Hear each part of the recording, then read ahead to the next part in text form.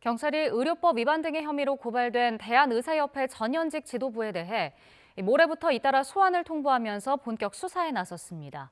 어제 의사들의 총궐기 대회에 제약사 직원이 동원됐다는 의혹에 대해선 불법이 확인된다면 엄정하게 수사하겠다고 밝혔습니다. 취재기자 연결해서 자세히 알아보겠습니다. 우종훈 기자. 네, 사회부입니다. 네, 의협 지도부에 대한 소환 일정 이번 주에 어떻게 진행됩니까?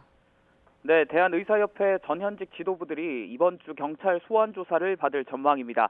우선 주수호 의협 비상대책위원회 언론 홍보위원장이 모레 오전 10시 서울경찰청에서 소환 조사를 받을 예정입니다. 주 위원장을 포함해 보건복지부가 의료법 위반 등 혐의로 고발한 다른 전현직 간부 4명도 소환 통보를 받았는데요. 노한규 전 의협회장과 박명하 의협비대위 조직위원장은 이르면 오는 7일 조사를 받을 예정이고 나머지 2명도 진료 일정 등을 고려해 일정을 조율하고 있는 것으로 파악됐습니다. 지난 1일 경찰 첫 압수수색 당시 출국한 상태였던 노 전 의협회장도 입국해 강제 수사를 받았습니다. 노한규 전 회장은 자신의 SNS에 압수수색 영장 일부를 올리면서 귀국하자마자 휴대전화를 압수당하고 차량과 가방에 대한 수색을 받았다고 밝혔습니다.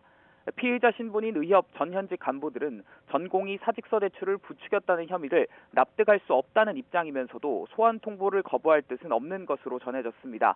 직접 사직서를 내고 업무 개시 명령도 받은 개별 전공의에 대한 수사는 이탈로 피해를 본 병원이나 당국에 고발이 필요하다는 게 경찰 입장입니다.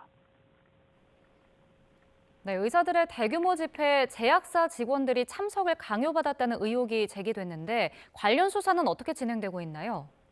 네, 어제 서울 여의도에서 열린 의사들의 총궐기 대회에 제약사 직원들이 동원됐다는 의혹에 대해 경찰은 아직 첩보 수집 단계라고 밝혔습니다.